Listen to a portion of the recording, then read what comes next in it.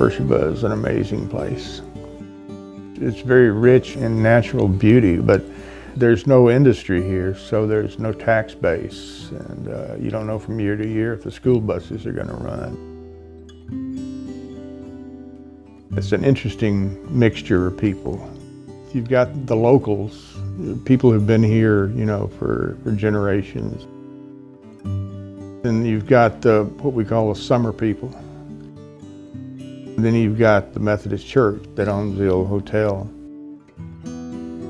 Out of 95 counties in the state of Tennessee, Grundy is the poorest. It's number 95, not only in income, but also in health outcomes. There are many people who simply cannot afford to pay a doctor bill, to buy medicine, or to pay for a laboratory test that they need. And so for this reason, they don't go when they're sick.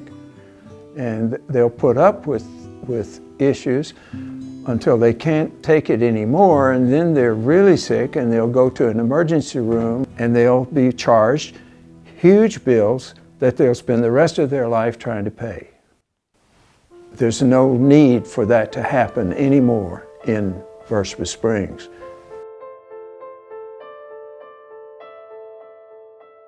I think of the Beersheba Springs Medical Clinic as sort of a pearl in the wilderness.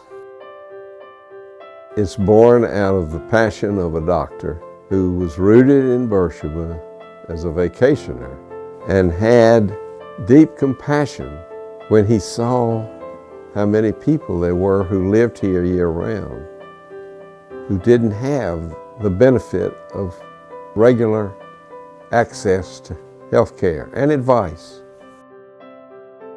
It is what one caring individual can do with the right context, with the right kind of background, and do for people who so badly need, in this case, the medical care. They're good people, and they shouldn't be suffering.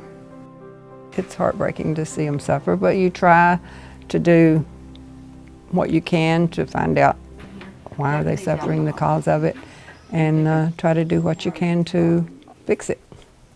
We're able to just drop in there, anything from checking your blood pressure to drawing your blood, diabetes, cuts, bruises, scrapes, and if anything major happens, they catch it and send you somewhere where you can be took care of. Many of the population that we see here, I think of them as a forgotten people. They've just been brushed off by society at large, and it's wrong. It's a model, and until there's a better way of dealing with the underserved populations, this is an inspirational approach. The gratitude that we see is just wonderful. They really appreciate it, and they tell us. Everybody brings something in and gives it.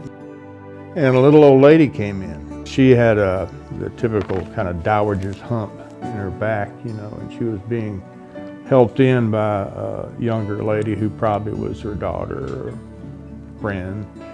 And she walked over across the room, and she had one of her fists was closed. And she opened it up and she took out a wadded out dollar bill. And she straightened it out like that, take the wrinkles out of it, and stuck it down in the jar. And for me, that's where the rubber meets the road. They haven't had the advantages that a lot of us have had. So here's an opportunity to help them.